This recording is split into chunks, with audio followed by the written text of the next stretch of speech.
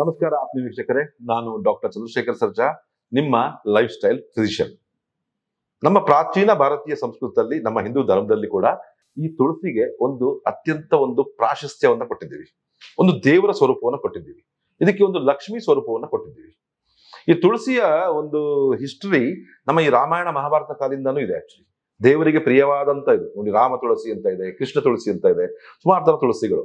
ನೋಡಿ, ಇದು ಕೇವಲ ಒಂದು ಧಾರ್ಮಿಕ ದೃಷ್ಟಿಯಿಂದನೇ ಅಲ್ಲ, ವೈಜ್ಞಾನಿಕವಾಗಿಯೂ ಕೂಡ ಇದರ ಒಂದು ಮಹತ್ವವನ್ನ ಸಾರ್ಲಿಕ್ಕೋಸ್ಕರ ನಾವು ಇದಕ್ಕೆ ಒಂದು ದೇವರ ಒಂದು ಸ್ಥಾನವನ್ನ ಕೊಟ್ಟಿರುವಂತದ್ದು. ಪ್ರತಿಯೊಬ್ಬರು ಮನೆಯಲ್ಲೂ ಒಂದು ತುಳಸಿ ಕಟ್ಟೆ ಇದ್ದೇ ಇರುತ್ತೆ. ಹಿಂದೂದಲ್ಲಿ ನೀವು ಕಾಶ್ಮೀರದಿಂದ ಕನ್ಯಾಕುಮಾರಿ ತನಕ ನೋಡಿ, ಗುಜರಾತ್ ಇಂದ ಬಂಗಾಳ ತನಕ ನೋಡಿ, ಎಲ್ಲಿ ಬೇಕಾದ್ರೂ ಬೆಳೆಯುವಂತ ಒಂದು ಸಸ್ಯ ಅಂತ ಹೇಳಿದ್ರೆ ಈ ತುಳಸಿ. ಪ್ರತಿಯೊಬ್ಬರು ಮನೆಗಳಲ್ಲೂ ಯಾಕೆ ಬೆಳೆಸ್ತಾರೆ ಅಂತ ಹೇಳಿದ್ರೆ, ಒಂದು ನಂಬಿಕೆ ಏನು ಅಂತ ಹೇಳಿದ್ರೆ, ಇದು ನೆಗೆಟಿವ್ ಎನರ್ಜೀಸ್, ನಮ್ಮ ಸುತ್ತಮುತ್ತಲಿನ ವಾತಾವರಣದಲ್ಲಿರುವಂತ ಋಣಾತ್ಮಕ ಶಕ್ತಿ ಅಥವಾ ನೆಗೆಟಿವ್ ಎನರ್ಜೀಸ್ ಅದನ್ನ ತಡೆ ಹಿಡಿದ್ಬಿಟ್ಟು ಕೇವಲ ಪಾಸಿಟಿವ್ ಎನರ್ಜಿ, ಧನಾತ್ಮಕ ಶಕ್ತಿಯನ್ನ ಮಾತ್ರ ಹೊರಸೂಸುತ್ತೆ ಅಂತ ಹೇಳ್ಬಿಟ್ಟು ವೈಜ್ಞಾನಿಕ ಇದಕ್ಕೆ ಯಾವುದೇ ನಾವು ರಿಸರ್ಚ್ ಮಾಡಿ ಪ್ರೂವ್ ಮಾಡಕ್ಕಾಗಲ್ಲ. ಈ ಋಣಾತ್ಮಕ ಶಕ್ತಿ, ಧನಾತ್ಮಕ ಶಕ್ತಿ ಇದನ್ನ ಮಾಡರ್ನ್ ಮೆಡಿಸಿನ್ಸ್ ಪ್ರೂವ್ ಮಾಡಕ್ಕಾಗತ್ತಾ ಅಂತ. ಆದ್ರೂ ಕೂಡ ನಾನು ಒಂದು ವಿಷಯ ಹೇಳ್ತೀನಿ ಕೇಳಿ. ಯಾಕೆ ಇದು ಬೆಳೆಸ್ತಾ ಇದ್ದು ಅಂತ ಹೇಳಿದ್ರೆ, ನಮ್ಮ ಯಾವುದೇ ಒಂದು ತರದ ದೋಷಗಳು, ಈ ದೃಷ್ಟಿ ದೋಷ ಇರ್ಬೋದು, ವಾಕ್ ದೋಷ ಇರ್ಬೋದು, ಮಂತ್ರ ದೋಷ ಇರ್ಬೋದು, ಮಾಟ ದೋಷ ಇರ್ಬೋದು, ಇಂಥ ಎಲ್ಲದೂ ಕೂಡ ನಮ್ಮ ಮನೆಗೆ ಎಂಟರ್ ಹಾಕಿಂದ ಮುಂಚೆ ಆ ಒಂದು ತುಳಸಿ ಗಿಡದ ಮೇಲೆ ಬೀಳುತ್ತೆ. ಅದು ಬಿದ್ಮೇಲೆ ಆ ತುಳಸಿ ಗಿಡ ಬಾಡುತ್ತೆ ಅಂತ ಹೇಳ್ತಾರೆ. ಅದು ನಾನು ಸುಮಾರು ನಾನೇ ಕಣ್ಣಲ್ಲಿ ನೋಡಿದ್ದೀನಿ. ಆಕ್ಚುಲಿ ಯಾವುದೇ ಮನೆಯಲ್ಲಿ ಯಾರಿಗೂ ಒಂದು ಕಾಯಿಲೆ ಬರ್ತಾ ಇದೆ, ಯಾರಿಗೂ ಒಂದು ಪ್ರಾಬ್ಲಮ್ ಆಗ್ತದೆ, ಒಂದು ವಿಪತ್ತು ಉಂಟಾಗ್ತದೆ ಅಂತ ಹೇಳಿದ್ರೆ ಮೊದಲು ತುಳಸಿ ಗಿಡ ಬಾಡಾಗುತ್ತೆ. ಅದಕ್ಕೆ ಹಾಗಾಗಿ ನಳನಳಿಸ್ತಾ ಇರುವಂತ ಒಂದು ತುಳಸಿಯ ಗಿಡ, ಒಂದು ತುಳಸಿಯ ಕಟ್ಟೆ, ಎಲ್ಲಿರುವಂತ ತುಳಸಿಯ ಗಿಡ ನಮ್ಮ ಮನೆ ಒಂದು ಇರಬೇಕು ಅಂತ ಹೇಳ್ಬಿಟ್ಟು ಸುಮಾರು ಜನ ಈ ಋಷಿ ಮುನಿಗಳಾಗ್ಲಿ, ಪುರಾಣಿಕರಾಗ್ಲಿ, ಅಥವಾ ನಿಮಗೆ ಈ ಭಟ್ರುಗಳಾಗ್ಲಿ ಎಲ್ಲರೂ ಹೇಳ್ತಾರೆ, ಪ್ರತಿನಿತ್ಯ ಅದಕ್ಕೆ ನೀರು ಹಾಕಿ ಪೋಷಿಸಿ ಚೆನ್ನಾಗಿ ಸಲಿ ಕಾಪಾಡ್ಕೊಳ್ಳಿ ಅಂತ. ಅದ್ರ ಜೊತೆಗೆ ಸುಮಾರು ಕಾಯಿಲೆಗಳಿಂದ ತಲೆಯಿಂದ ಕಾಲ್ತಂಗ ನಾನು ಹೇಳ್ತಾ ಹೋದ್ರೆ ಎಲ್ಲಾ ಕಾಯಿಲೆಗಳಿಗೂ ಒಂದು ರಾಮ ಬಾಣತ್ತರ ಅಂತ ಕೆಲಸ ಮಾಡುವಂತ ಈ ಒಂದು ಎಲೆಗಳು ಅಂತ ಹೇಳಿದ್ರೆ ಈ ತುಳಸಿಯ ಎಲೆಗಳು. ಅದರಲ್ಲೂ ರಾಮ ತುಳಸಿ, ಬಿಳಿ ತುಳಸಿ ಅಥವಾ ಶ್ವೇತ ತುಳಸಿ ಅಂತ ನಾವೇನ್ ಕೇಳ್ತೀವಿ, ಅದು ವಿಶೇಷವಾಗಿ ಈ ಔಷಧೀಯ ಗುಣಗಳಿಂದ ಹೊಂದಿರುತ್ತದೆ. ನೋಡಿ ವೀಕ್ಷಕರೇ, ಈ ನಿಮಗೆಲ್ಲ ಗೊತ್ತಿರಂಗೆ ತುಳಸಿಯ ಕಷಾಯ ಸಾಮಾನ್ಯವಾಗಿ ಕುಡಿತೀರಾ. ಯಾಕೆಂದ್ರೆ ನೋಡಿ, ಈಗ ಕೆಮ್ಮಿರ್ಲಿ, ಶೀತ ಇರಲಿ, ನೆಗಡಿ ಇರಲಿ, ಇದಿರ್ಲಿ, ಈ ತರ ಎಲ್ಲ ರೆಸ್ಪಿರೇಟರಿ ಅಲರ್ಜೀಸ್ ಒಂದು ಆಂಟಿ ಮೈಕ್ರೋಬಿಯಲ್ ಆಗಿ ಕೆಲಸ ಮಾಡ್ಲಿಕ್ಕೆ ಈ ತುಳಸಿ ಸಹಾಯವನ್ನ ಮಾಡುತ್ತೆ. ಅದಕ್ಕೆ ಮುಖ್ಯ ಕಾರಣ ಏನು ಅಂತ ಹೇಳಿದ್ರೆ, ಅದರಲ್ಲಿ ಇರುವಂತ ಪಾಲಿಫಿನಾಲ್ಗಳು, ಲೂನಲಾಲ್, ಸಿಟನಲಾಲ್ ಮತ್ತು ಯೂಜ್ನಲಾಲ್ ಅಂತ ಹೇಳ್ಬಿಟ್ಟು ಈ 3 ಪಾಲಿಫಿನಾಲ್ಸ್ ಗಳು ಇರುತ್ತೆ. ಇದರ ಒಂದು ಮುಖ್ಯ ಕಾರ್ಯ ಅಂತ ಹೇಳಿದ್ರೆ ನಮ್ಮ ದೇಹದಿಂದ ಇನ್ಫೆಕ್ಷನ್ಸ್ ನ ತಡೆಗಟ್ಟುವಂಥದ್ದು. ನಮ್ಮ ದೇಹಕ್ಕೆ ಆಗುವಂತ ರೆಸ್ಪಿರೇಟರಿ ಅಲರ್ಜೀಸ್ಗಳು, ವೈರಸ್ಗಳಿರ್ಬೋದು, ಬ್ಯಾಕ್ಟೀರಿಯಾಗಳಿರ್ಬೋದು, ಈ ತರ ಆಂಟಿ ಬ್ಯಾಕ್ಟೀರಿಯಲ್ ಕೆಲಸ ಮಾಡ್ಬಿಟ್ಟು ಇದಾಗತ್ತೆ ಅಂತ ಹೇಳ್ಬಿಟ್ಟು ವೈಜ್ಞಾನಿಕವಾಗಿ ಪ್ರೂವ್ ಆಗಿದೆ. ಈಗ ನೋಡಿ, ಕರೋನಾದಂತ ಮಹಾಮಾರಿನೇ ಕೂಡ ಒಂದು ಝೂನೋಟಿಕ್ ವೈರಸ್ ಅಂತ ಹೇಳಿದ್ರೆ, ಝೂನೋಟಿಕ್ ವೈರಸ್ಗಳು ಅಂತ ಹೇಳಿದ್ರೆ ಈ ಒಂದು ಕಾಡು ಪ್ರಾಣಿಗಳಿಂದ, ಪಕ್ಷಿಗಳಿಂದ ಮನುಷ್ಯರಿಗೆ ರೂಪಾಂತರಗೊಂಡು ಬರುವಂತ ವೈರಸ್ಗಳಿಗೆ ಇದು ಕಿಲ್ ಮಾಡೋಕ್ಕೂ ಸಹಾಯ ಮಾಡುತ್ತೆ ಅಂತ ಹೇಳ್ಬಿಟ್ಟು ವೈಜ್ಞಾನಿಕ ಪ್ರೂವ್ ಆಗಿದೆ. ನೀವು ನೋಡಿ, ರಾಮಾಯಣದಲ್ಲಿ ಆಕ್ಚುಲಿ ಈ ರಾಮ ವನವಾಸ ಹೋದಾಗ ಮನೆ ಸುತ್ತ ತುಳಸಿ ಗಿಡ ನಿಂತಿದ್ರು, ತುಳಸಿ ಮಾಲೆಯನ್ನೇ ಧರಿಸ್ತಾ ಇದ್ರು ಎಲ್ಲರೂ ತುಳಸಿ ಮಾಲೆ. ಯಾಕೆ ಅಂತ ಹೇಳಿದ್ರೆ ಇನ್ಫೆಕ್ಷನ್ಸ್ ಆಗ್ಬಾರ್ದು ಅಂತ. ಅಂದ್ರೆ ಪ್ರಾಣಿಗಳಿಂದ ಮನುಷ್ಯರಿಗೆ ಬರುವಂತ ರೂಪಾಂತರಗೊಂಡು ಆವಾಗಲೂ ಇತ್ತು ಮುಟೇಷನ್ ಅಂತ ಈ ವೈರಸ್ಗಳದ್ದು, ಅದು ಆಗ್ಬಿಟ್ಟು ಮನುಷ್ಯರಿಗೆ ಬಾಧಿಸಬಾರ್ದು ಅಂತ ಹೇಳ್ಬಿಟ್ಟು ಈ ತುಳಸಿನ ಹೇರಳವಾಗಿ ಯೂಸ್ ಮಾಡ್ತಾ ಇದ್ರು.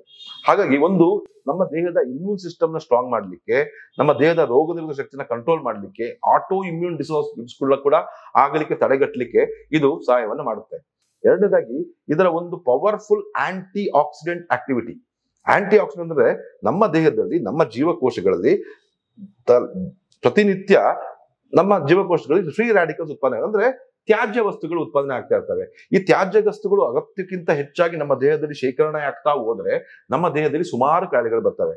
ಅದು ಕ್ಯಾನ್ಸರ್ ನಂತ ಒಂದು ಡೇಂಜರಸ್ ಕಾಯಿಲೆ ಇರ್ಬೋದು, ಹಾರ್ಟ್ ಡಿಸೀಸ್ ಇರ್ಬೋದು, ಅಸ್ತಮಾ ಇರ್ಬೋದು, ಆರ್ಥರೈಟಿಸ್ ಇರ್ಬೋದು, ಅಥವಾ ಡಯಾಬಿಟಿಸ್ ಇರ್ಬೋದು, ಅಥವಾ ನಮ್ಮ ಆಟೋ ಇಮ್ಯೂನ್ ಡಿಸಾರ್ಡರ್ಸ್ ಇರ್ಬೋದು. ಇದೆಲ್ಲದಕ್ಕೂ ಮುಖ್ಯವಾದ ಕಾರಣ ಅಂತ ಹೇಳಿದ್ರೆ ನಮ್ಮ ದೇಹದಲ್ಲಿ ಈ ತ್ಯಾಜ್ಯ ವಸ್ತುಗಳು ಶೇಖರಣೆ ಆಗ್ತಾ ಹೋಗೋದು. ಈ ತ್ಯಾಜ್ಯ ವಸ್ತುಗಳನ್ನ ಕ್ಲೀನ್ ಮಾಡೋದು ಅಂತ ಹೇಳಿದ್ರೇನೆ ಈ ಒಂದು ಆಂಟಿ ಆಕ್ಸಿಡೆಂಟ್ಗಳು. ಅದು ಈ ಪಾಲಿಫಿನಾಲ್ಗಳಲ್ಲಿ ಹೇರಳವಾಗಿ ಇರುತ್ತೆ ಈ ತುಳಸಿಯಲ್ಲಿ. ಈ ಆಂಟಿ ಆಕ್ಸಿಡೆಂಟ್ ಗುಣಗಳಿಂದಾನೇ ಅದು ಒಂದು ಆಂಟಿ ಏಜಿಂಗ್ ಆಗಿ, ಆಂಟಿ ಕ್ಯಾನ್ಸರಸ್ ಆಗಿ, ಆಂಟಿ ಬ್ಯಾಕ್ಟೀರಿಯಲ್ ಆಗಿ ಕೆಲಸ ಮಾಡುವಂಥದ್ದು. ಹಾಗೆ ಇದರ ನಿತ್ಯ ಸೇವನೆಯಿಂದ ನಮ್ಮ ಇಮ್ಯುನಿಟಿ ಜಾಸ್ತಿ ಆಗ್ಬಿಟ್ಟು ರೋಗ ನಿರೋಧಕ ಶಕ್ತಿ ಕಂಟ್ರೋಲ್ ಇರುತ್ತೆ ಅಂತ ಕೂಡ ವೈಜ್ಞಾನಿಕವಾಗಿ ಸುಮಾರು ಸ್ಟಡೀಸ್ಗಳು ಇತ್ತೀಚೆಗೆ ಪ್ರೂವ್ ಮಾಡ್ತಾ ಇದ್ದಾರೆ. ಇದೊಂದೇ ಅಲ್ಲ ವೀಕ್ಷಕರೇ, ನಮ್ಮ ಗಟ್ ಹೆಲ್ತ್, ನಮ್ಮ ಡೈಜೆಷನ್ ಹೆಲ್ತ್ ಏನಿದೆ ಚೆನ್ನಾಗಿರ್ಬೇಕು ಅಂತ ಹೇಳಿದ್ರೆ ತುಳಸಿ ಬಹಳ ಸಹಾಯವನ್ನ ಮಾಡುತ್ತೆ. ತುಳಸಿಯಲ್ಲಿ ಇರುವಂತಹ ಕೆಲವು ಡೈಜೆಸ್ಟಿವ್ ಎನ್ಸೈಮ್ಸ್ಗಳು ಏನ್ ಮಾಡುತ್ತೆ ಅಂತ ಹೇಳಿದ್ರೆ ನಮ್ಮ ಜೀರ್ಣದ, ನಮ್ಮ ಪಾಚಕ ವ್ಯವಸ್ಥೆಯಲ್ಲಿ ಇರುವಂತಹ ಕೆಲವು ಕಿಣ್ವಗಳು ಅಥವಾ ಎನ್ಸೈಮ್ಸ್ ನ ಸ್ಟಿಮ್ಯುಲೇಟ್ ಮಾಡುತ್ತೆ. ನಾವು ತಿಂದಂತ ಆಹಾರ ಸರಿಯಾಗಿ ಜೀರ್ಣ ಆಗುತ್ತೆ. ಜೀರ್ಣ ಆಗಿ ಡೈಜೆಷನ್ ಆಗ್ಬಿಟ್ಟು ಕಾನ್ಸ್ಟಿಪೇಷನ್, ಮಲಬದ್ಧತೆ, IBS, ಗ್ಯಾಸ್ಟ್ರೈಟಿಸ್ ಮುಂತಾದ ಸಮಸ್ಯೆಗಳಿಂದ ಕೂಡ ಕಾಮ್ ಡೌನ್ ಮಾಡುತ್ತೆ ಅಂತ ಹೇಳ್ಬಿಟ್ಟು ವೈಜ್ಞಾನಿಕವಾಗಿ ಪ್ರೂವ್ ಆಗಿದೆ. ಜೊತೆಗೆ ಇದು ಮೆಂಟಲಿ ಕಾಮಿಂಗ್ ಅಂತ ಹೇಳ್ತೀವಿ ನಾವು. ತುಂಬಾ ಆಂಗ್ಸೈಟಿ, ಉದ್ವೇಗ, ಸ್ಟ್ರೆಸ್, ಟೆನ್ಷನ್ ಇದ್ದವರು ಇದರ ಕೇವಲ ಸ್ಮೆಲ್ ತಗೊಂಡ್ರೆ ಸಾಕು ಅದರ ಒಂದು ಎಫೆಕ್ಟ್ ಸಿಗುತ್ತೆ. ಅದನ್ನ ಹೇಗೆ ಮಾಡ್ಬೇಕು ಅಂತ ಹೇಳಿದ್ರೆ, ತುಳಸಿಯ ಒಂದು ಎಸೆನ್ಷಿಯಲ್ ಅರೋಮ್ಯಾಟಿಕ್ ಆಯಿಲ್ ಸಿಗುತ್ತೆ ನಿಮಗೆ, ಬೆಸಿಲ್ ಡ್ರಾಪ್ಸ್ ಅಂತ ಹೇಳ್ಬಿಟ್ಟು.